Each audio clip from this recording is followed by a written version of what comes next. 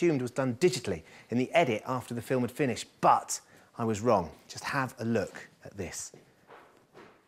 This is actually a scale model of this scale model, which has been used on the previous Harry Potter films. Hogwarts has always existed as a model. There's a beautiful model at Shepperton Studios. It's huge. It's been made by all these model makers with great love and attention. We would have these 3 or 4 or 5, 6 week shoots with this model unit filming these very intricate shots of Hogwarts. But this time we built it all digitally, and that gave us much more flexibility. Another aspect was we wanted to travel through the castle in a way that we hadn't before, join things together and see more of it than we had before. So this has taken an awful lot of time. We started towards the end of 2008 by scanning the actual real model that was built and used for previous films. We photographed all of the textures from that model. And then we did sort of several days of surveying real castles and buildings in England and Scotland, taking lots of real stone textures and architectural details, such as the windows and the leading and all of the sort of drain pipes, everything that makes a building look real. And then we brought all that together and spent over a year rebuilding Hogwarts in the computer and adding all the detail and texture that would allow us to basically fly the camera from a mile away from the school all the way in through a window, and the resolution would actually hold up on screen. Once inside Hogwarts, the CGI model blends seamlessly with the sets we all know and love. A welcoming sight for our heroes after months on the run. When Harry, Ron and Hermione finally return to Hogwarts, it's the beginning of the end. But whereas in the past, their arrival back at school has always been greeted with a certain amount of ceremony on trains, strange creatures and automobiles, this time they have to sneak through a secret passage to avoid detection by the Death Eaters. Now, the good news is it's connected to a pub down that end. The bad news is I've got no idea how to get down. Hey, listen up, you lot. Brought you a surprise. Not more of that before it's cooking, I hope. Be surprised if we can digest it. Fly me. They find themselves here in the Room of Requirement, where Dumbledore's army, as you can see, have been camping out, waiting for Harry to lead them into battle against Voldemort and the Death Eaters. Just looks so different from the last time we saw it. I love it. It's kind of like the Lost Boys, you know, like there's like hammocks and sleeping bags everywhere and radios, and it's kind of like this secret gang, which is really cool. We meet up with Neville, who's kind of like heading the DA, Dumbledore's army, while Harry's been gone. Lightning has struck. I repeat, lightning has struck. What's the plan, Harry?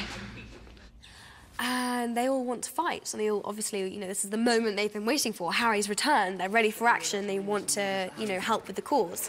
OK, OK, stop killing me before you don't it. One of my favourite characters in these next 2 films is Matt Lewis, Neville. All the while he's been a kind of bumbling... Dithering. Kind of, yeah, a bit useless and doesn't really, you know, who wants him in your army? Expelliarmus! He leads the army this time, and he really, you know, when Harry has his short lapse and he's not there, he really, you know, stands up and does one of those sort of Braveheart speeches, you know, they may take our lives, and it's great. I was getting teared up even though I was on the other side. So yeah, it's fantastic. It's nice to see a lot of these, again, I call them kids. None of us are kids anymore, but we're all turning into these adult characters now. Men. It is men. Well said. That's the best way forward. Well, maybe not my character. He's still a bit sheepish. He's got a way to go, hasn't he? He has. Many a year. Dan, I've been on this set so many times, and I've never experienced it with everybody in the hall. Yeah. It's a great atmosphere, isn't it? It is. It's a really great atmosphere. And tell us what exactly is going on. This scene basically is the start of the battle, essentially. It's Harry sneaks into the Great Hall, and I'm just sort of standing there being quiet, and then I reveal myself to Snape, and then we have a bit of a row, and then a huge fight breaks out between McGonagall and Alan Rickman, right. Which is great, with Maggie and Alan Rickman, which is great fun. At that point, you've just emerged in front of all the students, yeah, and they're all quite excited to see you because their hero has come back. Absolutely, it is the hero. The hero enters. It is that. It's, you know, and it should be a really exciting moment, especially because I've got some great action movie lines in this scene. Give me some.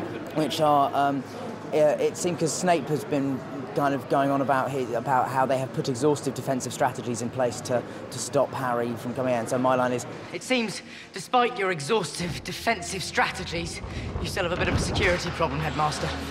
Turn round, doors open, cavalry comes in, turn back, and I'm afraid it's quite extensive. It's great, you know?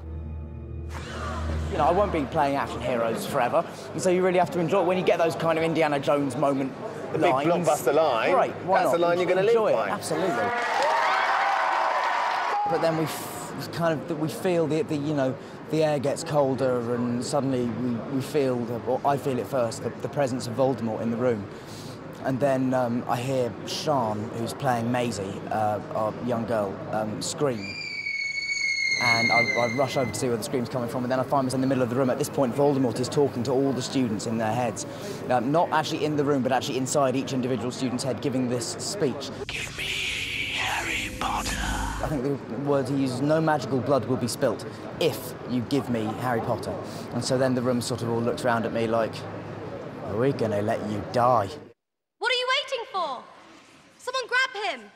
I mean, this is the first time you really feel like the battle is beginning. The suits of armour come to life and they help with the attack, and the ghosts, and there's this kind of unite, like all of Hogwarts comes together and against Voldemort. So it's a really epic battle.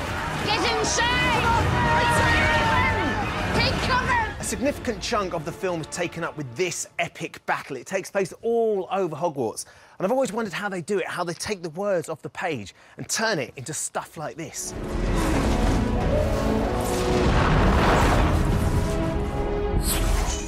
One of the most complex things about the final battle, as we began to call it, was the scale of it. So in order to prep and design the shots that David wanted, we have to do a lot of what we call pre-visualization, where we build simplified models of the environments, create lots of characters and extras, and then we plan and animate large amounts of the sequences so that we can design the action and the things that we're calling virtual, which in this case was everything outside the courtyard of the school. So that included hundreds of Death Eaters, the giants, the spiders, the Dementors, the CG creatures. The process to pre-visualise such a large amount of work took over 9 months. It was nearly a year's worth of work with a small team of about 5 people. It looks extravagant because we're having to animate the whole sequence, but it's basically a really useful tool for everyone to understand what's going to happen and prep and plan and then shoot the necessary elements accordingly. For all that high-tech, state-of-the-art CGI, there are some things at the heart of the destruction of Hogwarts that are distinctly old school. Sid, tell me a little bit about what you boys are doing, because it looks like you're making rubble? We're making rubble out of polystyrene blocks, which are fire retardant as it happens. We start off with the process of getting the sand on the bed, sifting it to make sure it doesn't have any lumps and bumps in it. And then we bring our rock bag up here and we dip it into dipping latex. This is the latex you found here? This is dipping latex. And this bath here takes about the biggest size you possibly can get in a block. Each side's the drain tank, and when it's ready, as it were, drained off, then we bring it back to the bench and carefully coat it with sand. So, this looks like a great fun process, but why on earth are you doing it?